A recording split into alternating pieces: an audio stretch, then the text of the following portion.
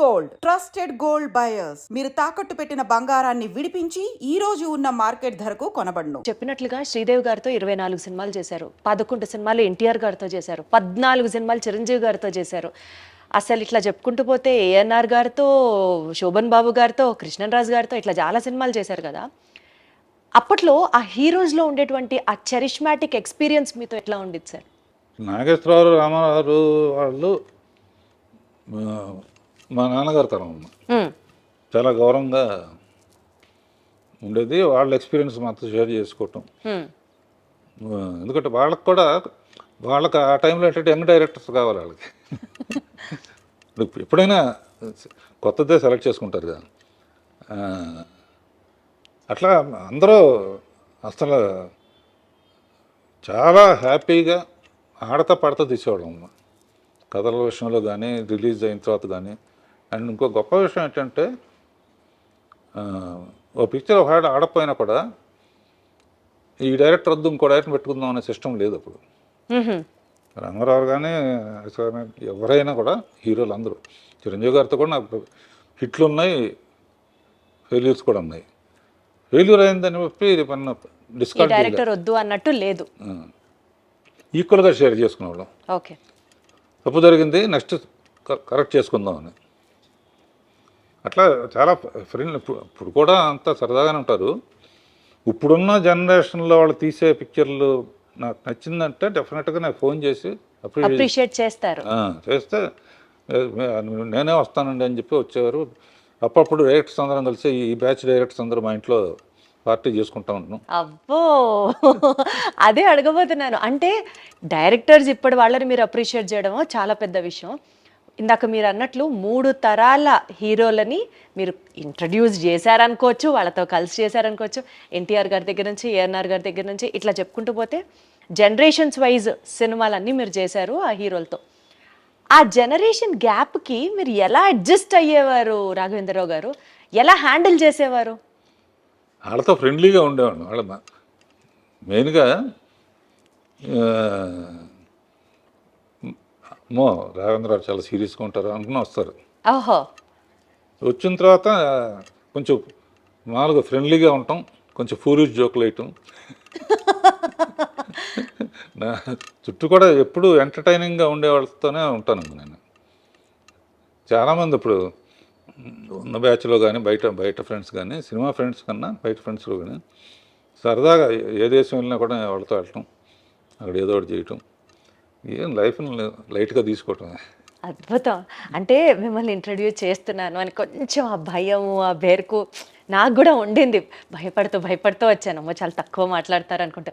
కానీ కెమెరా సాక్షిగా చెప్తున్నాను, సార్ని కలిసిన తర్వాత అసలు ఇంటర్వ్యూ ఎంత జాయ్ఫుల్గా, హ్యాపీగా, అసలు నాకు ఇప్పుడు టెన్షనే లేదు రాఘవేంద్రరావు గారు. స్ట్రెస్ అంతా పోయింది, ప్రశాంతంగా మాట్లాడుతున్నట్టుంది మీతో. మెయిన్గానమ్మా ఇప్పుడు మనకు సామెత ఉంది కదమ్మా, కొత్త నీరు వస్తే పాత నీరు వెళ్ళిపోతుందని. నేను ఒక స్టేజ్లో అవును కొత్త తరం వచ్చినప్పుడు మనం సైడ్ ఇవ్వాల్సిందే, ఆపలేం కదా, ఆపాల్సిన అవసరం కూడా లేదు. మనకు డైరెక్షన్ తప్ప ఇంకేం తెలియదు. బిఏకి పెద్ద ఉద్యోగం రాదు. నెక్స్ట్ తెలిసింది ఏంటి అని ఆలోచిస్తే డ్రైవింగ్ తెలుసు. చాలా రిచ్ మ్యాన్ దగ్గర డ్రైవర్గా పనికొస్తాను తప్ప డైరెక్షన్ తప్ప ఏమీ తెలియదు. అప్పుడు ఆలోచించి అప్పుడే రామోజీరావు ఈటీవీ అన్నీ పెట్టారు. సీరియల్స్ చేసి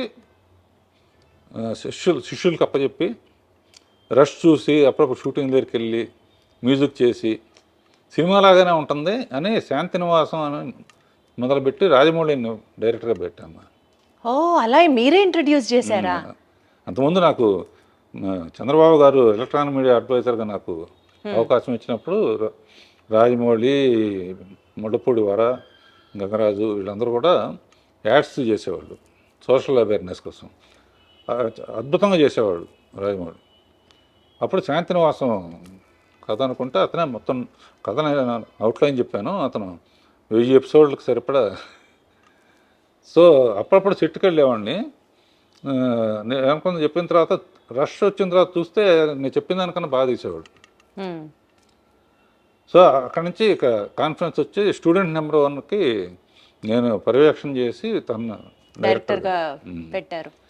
పెట్టినప్పుడు ఊరినే అతను సక్సెస్ఫుల్గా 2-3 సినిమాలు అయిన తర్వాత ఆర్కే నుంచి వచ్చావు కదా, నీకు ఎప్పుడు వీలుంటే అప్పుడు డబ్బులతో నాకు పని లేదు, నీకు ఎప్పుడు వీలుంటే అప్పుడు నాకు కూడా ఒకటి చేయంటే ఆఖరికి బాహుబలి అని గిఫ్ట్గా ఇచ్చాడనమాట. అద్భుతం. నేను మా అల్లుళ్ళు కలిసి తీసాం. మ్మ్. సో ఇప్పుడు అంటే ఇప్పుడు సరే ఆ తరం అయిపోయింది.